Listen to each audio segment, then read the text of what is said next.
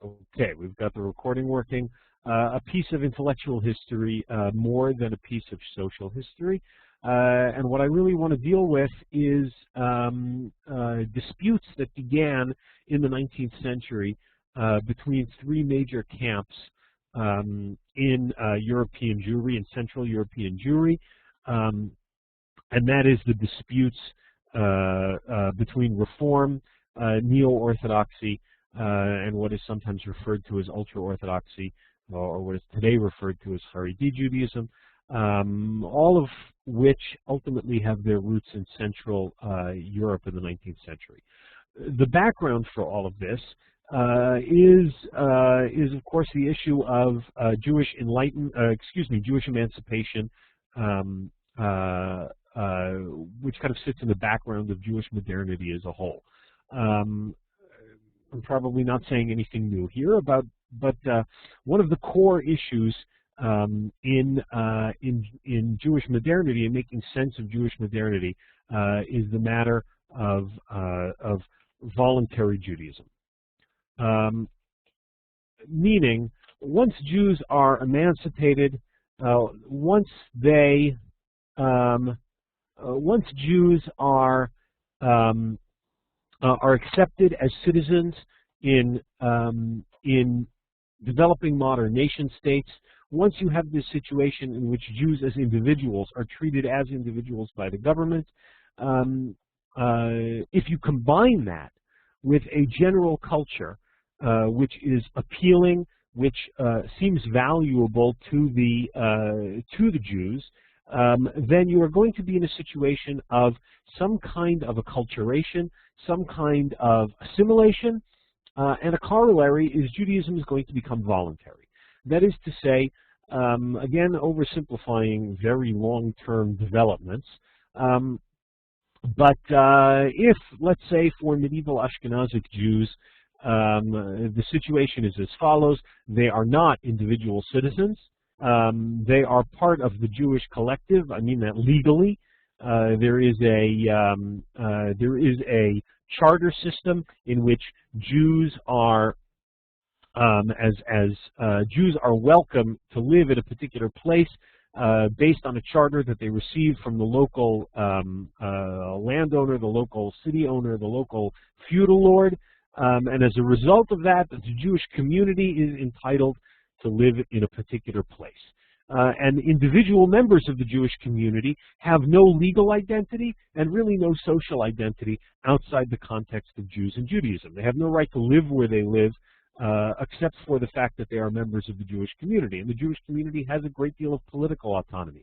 As far as the feudal lord is concerned, Jews should handle their internal affairs on their own, and as long as the Jewish community pays its taxes in a proper and timely way, the local lord couldn't care less about the internal situation of Jews. And as a consequence, Jews essentially become the place of residence, their right to exist, their language, their culture is all tied up with being Jewish, and more or less basic observance of traditional mitzvot is more or less taken for granted. It is part and parcel of the culture. It is what you do simply because you're Jewish, and it has a certain kind of taken for granted character. This changes dramatically as soon as Jews become individual citizens. All of a sudden, when Jews are emancipated, their social progress, their right to exist, their relationship to the larger culture potentially does not necessarily have to do with Judaism at all. In fact, Judaism could be a social barrier to progress. If you are interested in, if you're a young man in the middle of the 19th century in what today is Germany, your social progress, if you want to go to university, if you want to develop professionally, taking Judaism too seriously might actually be a social disadvantage. If you keep kosher, you have a problem socially. If you keep Shabbat, you have a problem socially. You have a problem educationally because schools are open on Shabbat. So to a certain degree, Judaism becomes, for emancipated Jews, a social liability. More than that, once Jews are emancipated as individual citizens, once their identity is not tied up with this Jewish community and this Jewish collective, so then you get in this situation in which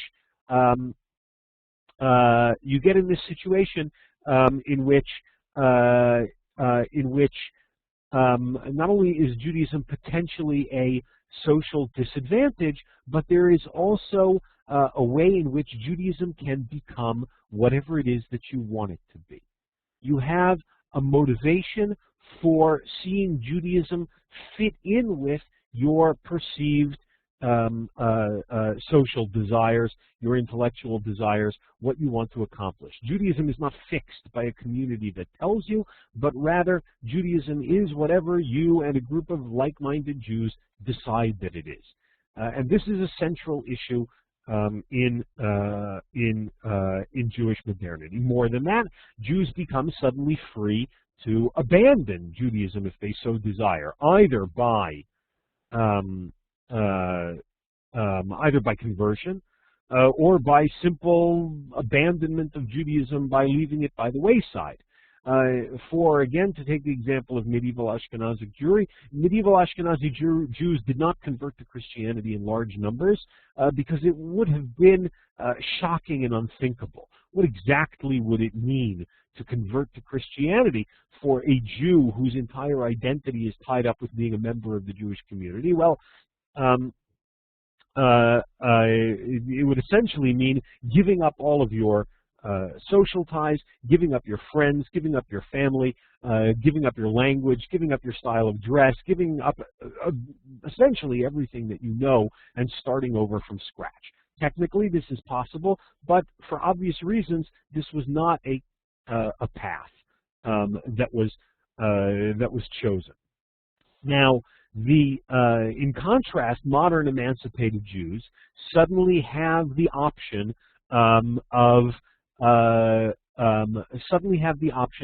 simply leaving. Conversion, once Jews become much more acculturated into the society around them, then the possibility, first of all, of conversion becomes much more, or really a much less overwhelming proposition. To convert doesn't necessarily mean to change everything about your lifestyle, number one.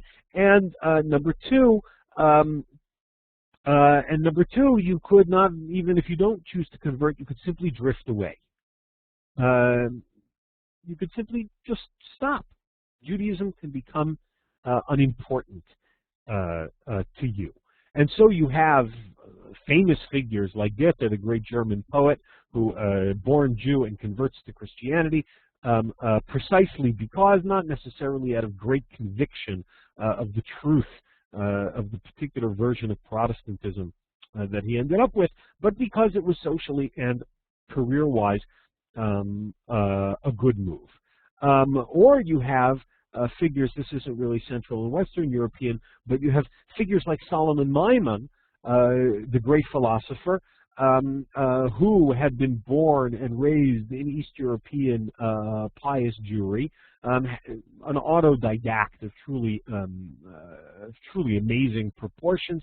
At some point became totally fed up with Eastern European Jewish piety, abandoned his wife, and at some point he found his way into a church and spoke with the clergyman and said, listen, I don't have any great convictions, but since I'm on my way out of Judaism and I want to get a general education and I want to become part of the wide world, conversion would be very convenient for me. Will you convert me?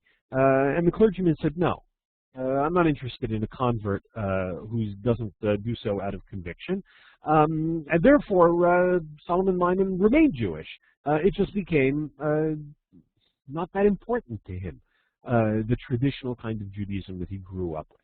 So we have this possibility of conversion, realistic possibility of conversion. We have this possibility of drifting away, of assimilation, of acculturation at the expense of Judaism. And also, again, the core is, for our conversation, is that Judaism suddenly becomes voluntary. I can choose to do it if I want to. I can choose not to do it if I don't want to. And I can choose to make Judaism into whatever I and a group of like-minded people want it to be. And therefore, what happens over the course of the 19th century is the gradual development in Central Europe of a number of different responses to this condition of voluntary Judaism. The three that we're going to talk about are Reform, Neo-Orthodoxy, and Ultra-Orthodoxy. I use the term Ultra-Orthodoxy despite the fact that I don't like it. It's not a particularly useful descriptive term, but the term of choice today, Haredi Judaism, also has a problem because any Orthodox Jew referred to themselves as Haredim toward the end of the 19th century. Therefore, it's a little bit anachronistic to use it only about what we call today Ultra-Orthodox Judaism. And I want to talk about these three options as a kind of response to this condition of an open, emancipated society and how Jews respond. I just want to comment that, please, if you have questions, I don't know whether what I'm saying at this point is obvious, stuff that you've covered, haven't covered, but if you have any questions, don't hesitate to raise your hand or chime in the chat.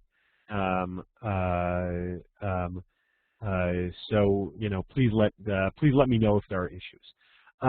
Now, because I'm not so interested in the time that we have on names, dates, places, times, but I want to take a look at the ideas that are motivating these three branches and these three movements. And I want to begin with Reform. Actually, the text we're going to look at is not strictly speaking a Central European text. It's actually an American text, but it is so reflective of the situation of Reform, what's called, in retrospect, classical Reform, because Reform has drifted in somewhat other directions in the 100 and some odd years since the Pittsburgh Platform of 1885 was written. And this document is very reflective of the attitudes of late 19th century Reform consensus, both in Germany and as it was developing in the United States. For whatever reasons, they chose to have this meeting to develop this platform, this statement of principles for Reform Judaism in the United States and not in Germany. The United States, the Jewish community, or the elite of the Jewish community, were really immigrants who had come from German background, and they really saw things in very German terms. Many of the Reform temples spoke in German, and in that sense, we are dealing with a document that's representative of the ideas that are circulating in Reform at the late 19th century. A little bit of background information about Reform. Can't do away entirely without some names, dates, and technicalities. Suffice it to say two things. You'll pardon me, I don't know the audience that well. Mostly when I teach material like this, I end up teaching it to Orthodox audiences for whom Reform is quite villainous, and many of whom have the frankly preposterous idea that Moses Mendelssohn is the father of Reform. It's truly ridiculous. But the point that I do want to make is that Reform was absolutely and incontrovertibly inevitable once emancipation had occurred. Once Jews were emancipated, there was absolutely no possibility of Judaism not developing in Reform directions. It couldn't happen. Once Jews are emancipated, they were going to take a time out, and they were going to say, okay, now that we are regular citizens of France, Germany, again, these countries are to some degree later developments as nation states, but still the developing nation states of Europe, once we are regular citizens here, what can Judaism be for us? And the answer is inevitably going to be, for many of them, not strictly following the Shulchan Aruch, not strictly following the letter of traditional Jewish law. It had to happen. Jews were free to practice their Judaism as they wanted, and as a result, they were going to come up with something else, and that something else was going to have to be compatible with the social realities and that they saw themselves, or that they or that were critical for them, how they imagined themselves integrating into general culture. Now, I want to begin with point 5 in the Pittsburgh platform. The one other thing that I wanted to mention, reform, but this is a document from 1885. Reform had been gradually developing since the first decade of the 19th century, when a small group of wealthy, emancipated, acculturated Jews were sick and tired of the way services were run in traditional Jewish synagogues. They wanted something. They, being acculturated people, did not like the lack of decorum, and the early Reform temples in the first and second decades of the 19th century in Hamburg and in Berlin, the core issue was decorum in the synagogue. That was the core issue, or what was perceived to be decorum in the synagogue. The question is a question of what language are we going to give sermons in, the key questions early on, and the answer is let's give these sermons in proper, sophisticated German. The issue is seating arrangements. Are people up, walking around, mumbling to themselves, davening at their own pace, praying at their own pace, or is this an organized, systematic, aesthetically pleasing service? And gradually, this began with these relatively minor issues, and come the 1840s, in a series of Reform rabbinical conferences, by the middle of the 19th century, the majority of the German Jewish community is either Reform or drifting in that direction, and a great many of communities have rabbis who are associated with Reform. In the 1840s, there are a series of rabbinical conferences in Germany organized around Reform rabbis, ranging from the relatively traditional, who still wanted to find room for some Hebrew and who still wanted to maintain some elements of traditional Jewish practice, to the much more radical elements who wanted to move Shabbat to Sunday, who wanted to do away with Brit Milah, with circumcision, and various other movements. And at this point, the Reform movement had really come of age, and by the time you hit the 1880s, they're really a very strong and important movement in Western and Central Europe and in the United States as well. And here in the Pittsburgh platform, they're trying to put forward the core ideas that they see as central to Reform Judaism. And this is, I think, really the key sentence. We consider ourselves no longer a nation, but a religious community, and therefore expect neither a return to Palestine, nor a sacrificial worship under the sons of Aaron, nor the restoration of any of the laws concerning the Jewish state. Okay, this is perfectly clear. One of the core central ideas of classical Reform is moving away from conceptions of Judaism as nationality, even as some kind of thick ethnicity, and moving in the direction of conceptualizing Judaism purely in religious terms. Many Reform and acculturated Jews in the 19th century preferred to refer themselves not as Jews, but as Frenchmen of Mosaic religion. Meaning, what's the motivation for wanting to conceive of Judaism in purely religious terms and wiping out the nationalistic national elements? The answer is a conception that we as Jews are nationally patriotic, are nationally members of the local government, local state. That is how we conceive of ourselves. We are Germans. In what way are we Jews distinctive? We Jews are distinctive in that we practice a particular religion, and the religion is located socially in institutions like the home. It's located socially in institutions like the synagogue. Keep it out of government, keep it out of the military, keep it out of the public sphere. Judaism is something private. Judaism is something that occupies us in certain narrow, socially isolated elements of our lives. We conceive of this in purely religious terms, leave nationality out of it. To the extent that Judaism is a nationality, to the extent that Judaism has national elements, that is the extent to which we as Jews cannot describe ourselves and cannot feel ourselves as being equal members of the local nation.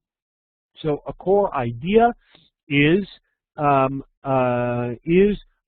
gradual drop of Jewish nationalism. Needless to say, this had wide-ranging effects on the prayers that they said.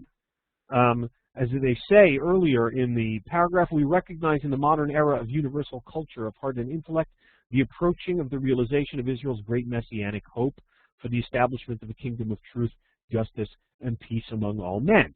Meaning, if I'm looking toward a messianic hope, I am not looking forward to a return of the Jewish people to Palestine, but rather we are interested in seeing the messianic hope occur here in the heart of Europe.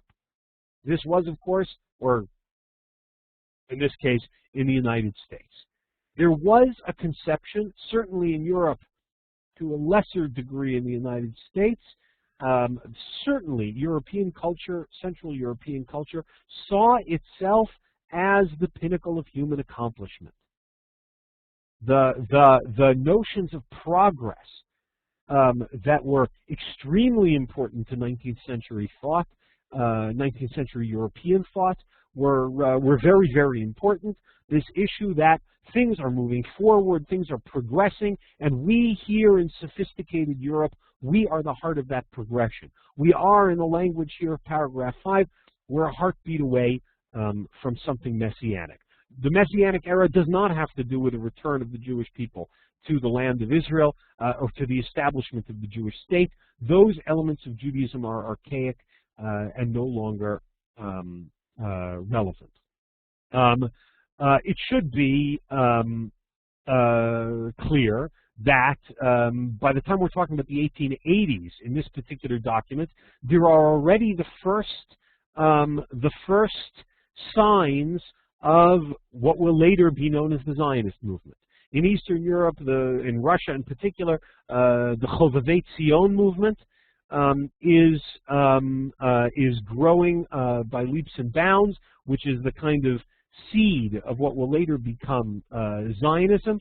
Reform Judaism had little patience for Zionism. And in fact, it wasn't really until the 1930s, first of all with the Balfour Declaration, and later with growing anti-Semitism in Europe, that the Reform movement began to drift away from its anti-Zionist roots. Today, the Reform movement is openly Zionist, and no doubt, just as a matter of history, leaving judgment aside, just as a matter of history, there is no doubt that part of the struggle of the Reform movement in the State of Israel today, the Reform movement, for better or worse, with whatever level of justification or lack thereof, complains bitterly about the Orthodox monopoly on religion in the State of Israel. And as a personal aside, there are a lot of problems with the Orthodox monopoly on state religion in Israel. But part of the complaint from the Reform movement is no doubt, and Reform spokespeople speak of this explicitly, was that they jumped onto the Zionist bandwagon reluctantly and several decades too late. To really gain a foothold in the State of Israel. So issue number one is this notion of Judaism as a religion. Secondly, an attitude toward law. Okay, here in paragraph 3, we recognize in the Mosaic religion, Mosaic legislation, notice again the language Mosaic, whoops, wanted that in yellow. We recognize in the Mosaic legislation a system of training the Jewish people for its mission during its national life in Palestine. And today we accept as binding only its moral laws and maintain only such ceremonies as elevate and sanctify our lives, but reject all such as are not adapted to the views and habits of modern civilization. Okay, so what we have here is an attitude toward Jewish law that clearly distinguishes between the relevant and the irrelevant. Clearly, the irrelevant is going to be those things that are associated with Jewish statehood, its mission during its national life in Palestine. That is no longer the situation today, and therefore any Jewish law associated with statehood is considered no longer binding. And what is binding are moral laws and those ceremonies that elevate or sanctify our lives and reject those that are not adapted to the views and habits of modern civilization. There is a sense of confidence that the authors of this document know that which is relevant and that which is not relevant. They know which rituals are sanctify our lives and know which ones do not. The division to them seems fairly clear. They expect their readers to know this distinction. And that is a distinction that they are happy to run with.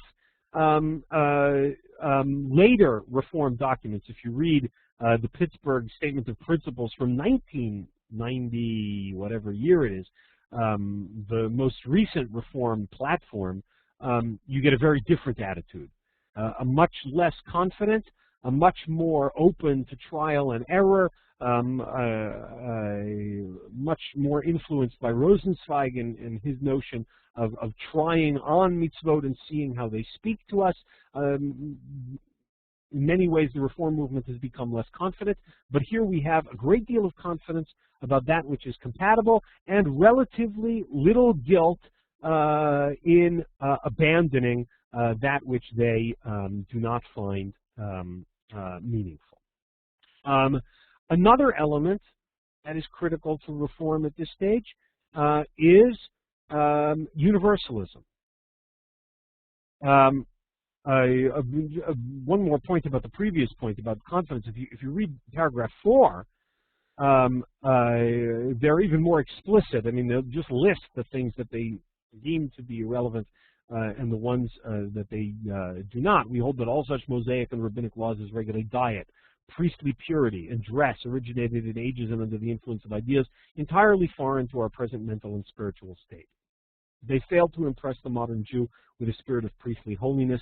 Their observance in our days is apt rather to obstruct than to further modern spiritual elevation. So a great deal of confidence, a great deal of clarity about which mitzvot they think are going to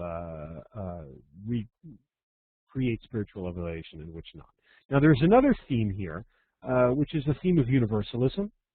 We recognize in every religion an attempt to grasp the infinite, and in every mode, source, or book of revelation held sacred in any religious system, the consciousness of the indwelling of God in man. Judaism is not exclusive for Reform. Judaism is accepting of the wisdom, truth that is manifest and the divinity that is manifest in other religions. Only we hold that Judaism presents the highest conception of the God idea as taught in our Holy Scriptures and developed and spiritualized by the Jewish teachers in accordance with the moral and philosophical progress of their respective ages. The uniqueness in Judaism is not a spiritual uniqueness, but in a certain kind of superiority that comes from a more sophisticated and up-to-date God idea. A God idea that is associated with ethics, that is going to be associated with monotheism, that is ongoing and changing. Since, the argument goes, the Jewish conception of God has changed over the course of centuries, Therefore, it ought to continue to change. That is the core claim. And there is a claim that to some degree may well be historically inaccurate. And that is that Judaism has always had the most up-to-date, the most sophisticated God idea. And here, by claiming that Judaism has to upgrade its God idea to be in line, again, this is tied in with the notion of progress. If you believe in the notion of progress, then whatever happens to be the most sophisticated available conception of God is going to be the one that is going to dominate your thinking and the one you're going to want to adopt, because of the fact that it's newer is indicative of it being better. And I don't mean to make light of this, meaning I think to contemporary ears the notion of progress is so jarring. I think Jews tend to think of progress as having been dead since the Holocaust, but in terms of larger Western thought, World War I was really the turning point. It was no longer possible to believe in progress after World War I. So it's a little bit jarring, but people took the idea of progress extremely seriously back in the 19th century. So we have this universal element. We have a focus on the God idea. We have a focus on ethics. Again, notice we recognize in Judaism a progressive religion, ever striving to be in accordance with the postulate of reason, which again emphasizes this notion of constant changing, constantly being up to date. Finally, the point is that the monotheism, the sophisticated God idea, is linked with ethics, with public ethics.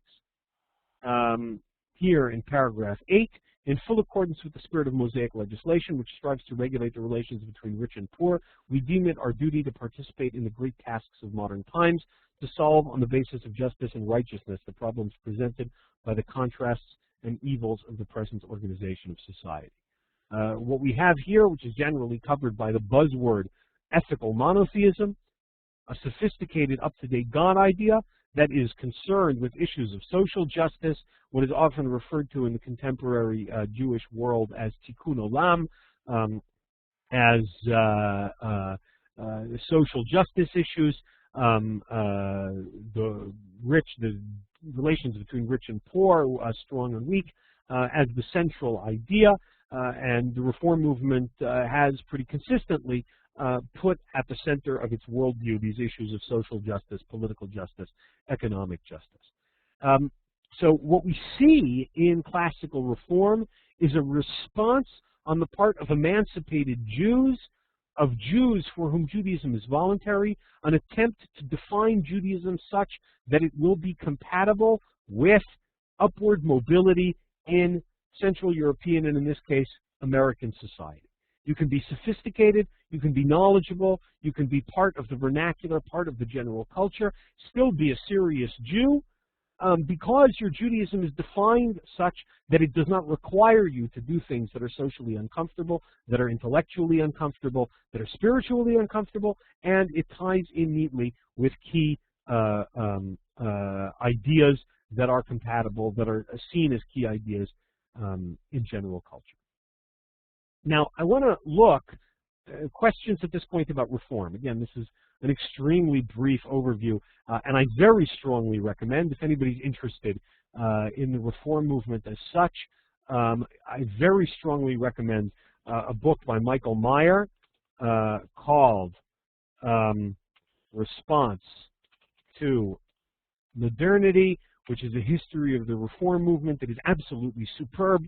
One of the best books of modern Jewish history that is available. It is fair, it is balanced, it's serious, it's intellectually sophisticated, it's readable, which is another advantage when dealing with these things.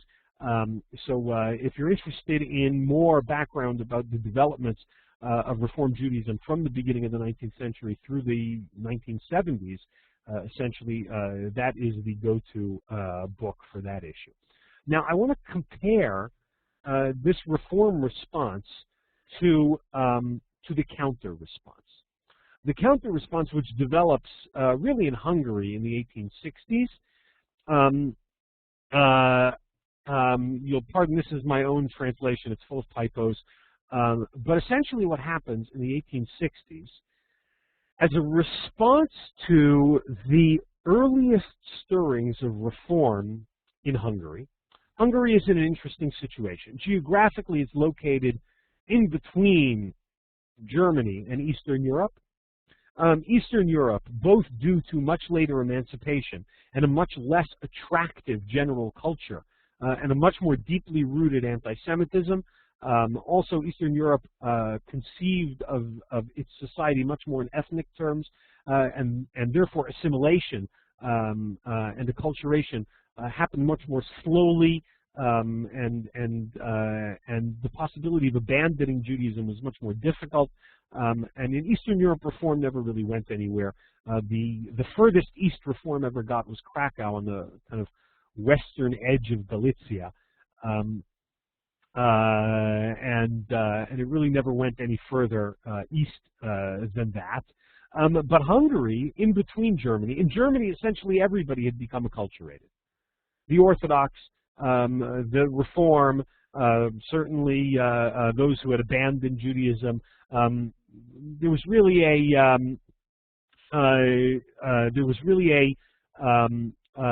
essentially everybody was acculturated. The possibility of counter-acculturation, of deliberately and systematically rejecting the possibility of acculturation, was not really an option. And in Hungary, Hungary was made up of kind of really two regions: the West and the East. The West, which was much more westernized; the East, which was really culturally much more part of Eastern Europe. And things kind of came together.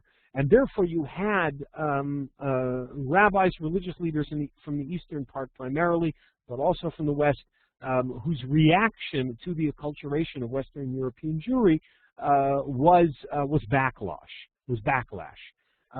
was an attempt to stem the tide, which you didn't really have in Western Europe. We'll talk about. I hope we'll have time to talk a little bit, at least, about Rav Hirsch as a middle position. The rabbis who were interested in this ultra-Orthodox position, this stem the tide of acculturation deliberately and systematically, really kind of came together in the 1860s.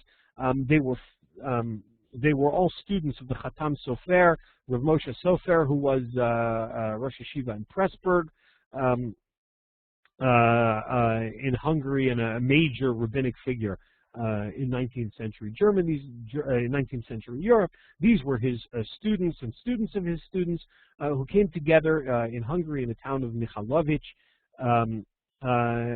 Two documents came out of this that are primarily of concern to us. The first is the famous Psak Din, famous if you're into these sorts of things, I suppose, in which they took a radically anti-reform position, and as we'll see, a radically anti-neo-Orthodox position, a radically anti-modern Orthodox position, if you will. The other is a book called Lev HaIvri by Rabbi Yosef Schlesinger, which we're not really going to get a chance to get to, but these two documents really signify the founding of an ultra-Orthodox tradition. And I want to take a look just at the Psak Din that is issued here. A group of rabbis get together to speak about the infiltration of reform, or really in Hungary it was referred to not as reform, it was referred to as Neolog Judaism, which was a kind of very moderate version of reform that had made it to Hungary. They see what is developing with the Neolog, particularly in the western parts of Hungary. They consider it totally unacceptable, and look at their response. They issue a series of 10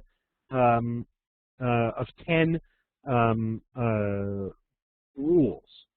It is prohibited to say a sermon in an idolatrous language, meaning a foreign language, in the vernacular, in German. It is forbidden to hear a sermon in an idolatrous language. If a person hears such a sermon, he must leave the synagogue.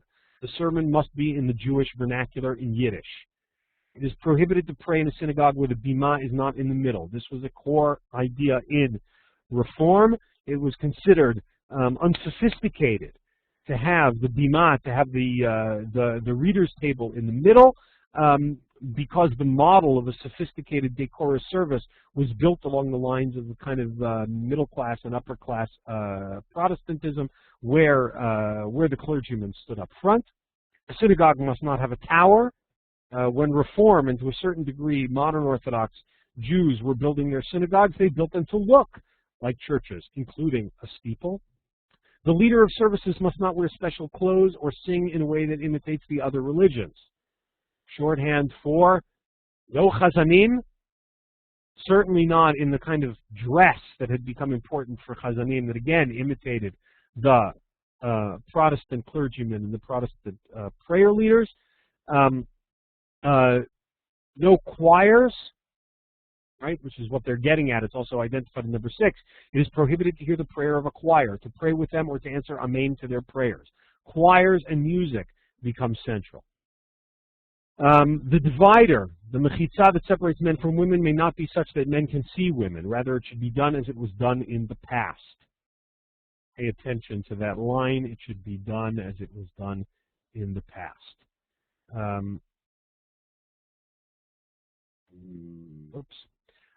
Synagogues for the choir. Since it is a house of heresy, you may not enter. Even in a situation of mortal danger, it is better to enter the house of idolatry than a synagogue of this kind. A synagogue with a choir is prohibited from entering. It is prohibited to make a chuppah inside the synagogue, only under the sky. Right? Again, for reformers and for many neo-Orthodox, it was considered somehow low class to have a chuppah, to have a wedding ceremony out of doors, even though this was the tradition. It should be done properly, and properly is in the sanctuary.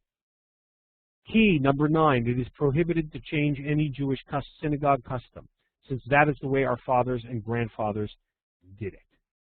Finally, it is prohibited to teach a son or to give him over to be taught anything other than Torah or any other craft or any wisdom, neither literacy or writing. Now, we could talk about these prohibitions for quite some time, but I want to make a couple of points about them. Firstly, the overwhelming majority of these are simply not halachic issues. Meaning, these are a series of prohibitions that would be extremely difficult to defend in purely halachic, purely technical legal terms. There is no legal prohibition prior to this document I mean, there were some of the predecessors of the people who wrote this kind of had already said it, but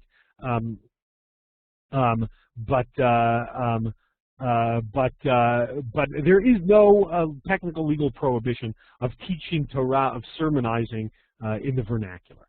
And in fact, any Orthodox synagogue in the United States outside of Williamsburg and Yiddish-speaking communities, the sermon is going to be in English. This is not something people fight about.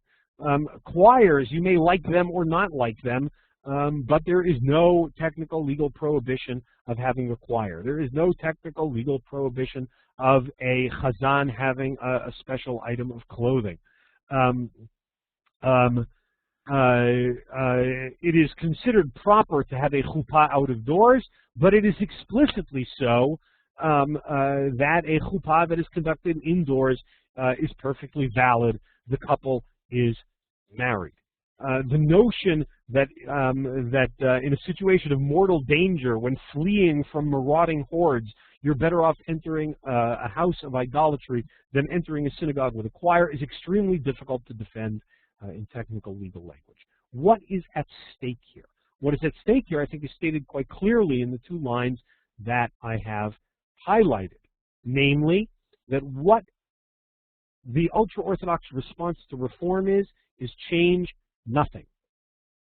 Now, there are important ironies in this ideology. It is built ultimately on a statement of the Khatam Sofer, the teacher of these rabbis, the Khatam Sofer, who said, made a pun. His pun was Chadash Asur Min HaTorah. Roxanne wants to know if anybody else is having technical problems. I hope not. I don't seem to be having technical problems. Khatam Sofer made a pun. His pun was Chadash Asur Min Torah. That which is new is prohibited by the Torah. Now this is a pun because in fact there is a biblical prohibition of Chadash.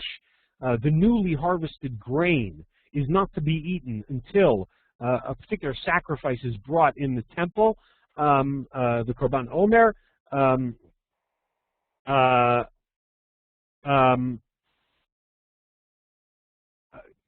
Excuse me, sorry about that. In Chadash, this new grain is not to be eaten. Now, once it is, so in fact, Chadash, new grain, is prohibited by the Torah. However, what Chatam Sofer's point is that change is inherently prohibited. Now, there is an enormous irony here. The irony is that when Chatam Sofer says change is prohibited by the Torah, anything new is prohibited, and when his students take him seriously about that, they are the first people to say it.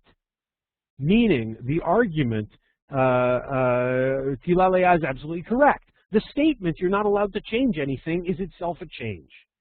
And so what we're dealing with is not, or to put it somewhat in more kind of social or cultural terms, there is a vast difference between keeping a tradition and between deliberately and self-consciously insisting on keeping a tradition.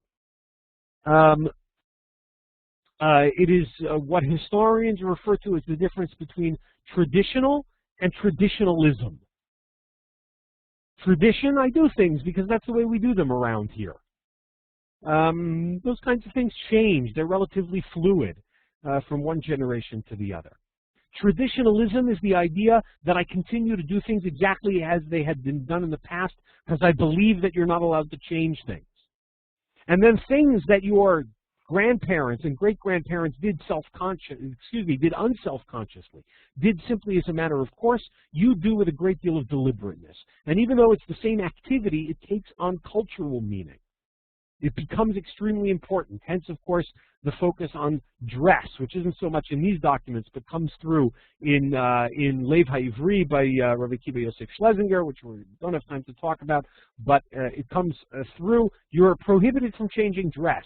And today's ultra-Orthodox insistence on certain kinds of patterns of dress is ultimately derived from this kind of ideology. But of course, deliberately dressing oddly, I don't mean oddly in that it's inherently odd. I mean traditionally dressing differently than everybody else is a very different activity than dressing the way people dress. And so this kind of traditionalism, this insistence on not changing, which is ironically itself a change, becomes the core of this kind of ultra-Orthodox ideology. However, and this I want to say as a matter of fairness, is that it is a mistake to assume one of two things. It is a mistake to assume that therefore ultra-Orthodox Judaism has not changed. In fact, it changes constantly.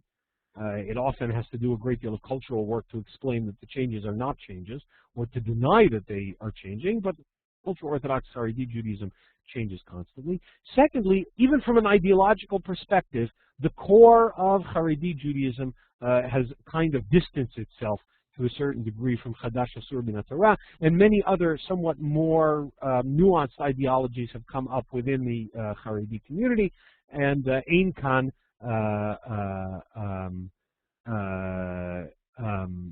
Makom L'Ha'arich. We don't have time to go into that, as interesting as the history of ultra-Orthodoxy is. The final thing I want to point out, and this is critical for understanding neo-Orthodoxy, which don't really have much time, but we'll try to talk about very briefly, is that Orthodoxy, and certainly ultra-Orthodoxy, are responses to modernity. Ultra-Orthodox and Orthodox self-understanding as being the simple continuing to do what our ancestors did in the past is, I think, not correct. Haredi Judaism, ultra-Orthodox Judaism is itself a change, is itself a response to modern conditions, and even more broadly, Orthodoxy is even the non-ultra-Orthodox version, even the modern Orthodox or the Neo-Orthodox or the Torah and Derech Eretz versions of Orthodoxy are also responses to modernity. To put it somewhat boldly, Rashi was not an Orthodox Jew. Rashi was a traditional Jew. Rashi was an observant Jew, but he was not an Orthodox Jew. The reason he was not an Orthodox Jew is because there was no alternative. Jews become Orthodox Jews when they continue deliberately and self-consciously to keep mitzvot, despite the fact that there are other attractive Jewish alternatives. Now, you might say, is that clear? Orthodoxy, and we're not really going to have time to read the text from Rav Hirsch, but Rav Hirsch's modern Orthodoxy is a response to modernity as well.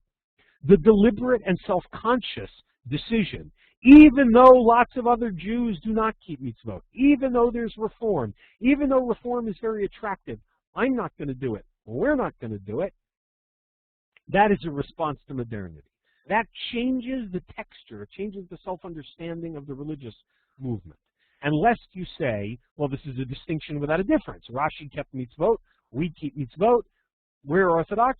Rashi was also Orthodox, and if you want to call him not Orthodox, but it's really the same thing, it's just a word game. It's not a word game. Being Orthodox, being deliberately and self-consciously observant is a very different cultural experience than being observant as a matter of course. And it changes how Orthodoxy behaves. This is, running ahead, but for example, women's education. There is no women's education prior to Orthodoxy. I mean, women's Torah education. There was no women's Torah education in a systematic, school-based way prior to Orthodoxy, because basic Jewish observance was a matter of course. And therefore, whatever texts say don't teach women, whatever social elements are keeping Jews at bay, I don't need to provide women with education. But Orthodoxy becomes institutionally obsessed with, and it has to be, obsessed with maintaining the allegiance of the next generation, because it is known by everybody that the next generation has choices. Judaism is voluntary. And therefore, if I don't do everything in my power, if we don't do everything in our power to maintain the allegiance of the next generation, they're going to get up and leave. And so we have to provide women's Torah education. And so we have to create, again, jumping ahead historically, we have to create yeshiva high school basketball leagues in the New York area. Not because we think that it's impossible for Jews to play basketball with Gentiles, but because you want to create a social environment in which Jews can get together, young Jews can get together with other people who are observant. So Roxanne's point that we have a lot to thank Reform for in that regard is certainly well taken. In response to Chaim, who says number 10 prohibits literacy for men, it prohibits general education for men. Actually, the situation of general education for women, even in ultra-Orthodox circles and traditional circles in Eastern Europe, was very, very different. And often women had a much broader general education and no Torah education, which is what created the crisis that eventually, in the beginning of the 20th century, created systematic Torah education for women. But again, we're getting ahead of ourselves. Okay, we don't really have time to take a look at the Rav Hirsch text, but I just briefly, in 2 sentences, was to point that out. Rav Hirsch is building his neo-orthodoxy, his acculturated orthodoxy, by rejecting reform. Rav Hirsch knows who he and his community is because they're not reform. And in that sense, they're orthodox. They're not traditional. They're not medieval Judaism that continues to keep Judaism as a matter of course. But he is an orthodox Judaism that's defining itself by rejecting reform, even as he's accepting a rather fair amount of acculturation. Yes, Tila Leah's question about number 10 is extremely good question because we're lacking. They don't mean it because back then there was no kollel system, certainly not broad-based, and it was perfectly acceptable for even the most observant and ultra-Orthodox Jews to work for a living. Something that had changed radically, certainly in contemporary state of Israel, and to a certain degree in the United States as well. They don't mean number 10. They still believe in vocational training, and they still believe in work. And we just don't have the historical studies to try to figure out what the day-to-day lives of people running in these circles actually looked like. You know, it's a worthwhile piece of history, but nobody's written it. Okay, we're out of time. If you have any questions, let me stick my email address into the chat. It has been a pleasure substituting. Again, if you have any questions, please don't hesitate. And God willing, you should enjoy the rest of the class with Rabbi Saks. And some of you, at least, God willing, I will see in the Rav Soloveitchik class next week.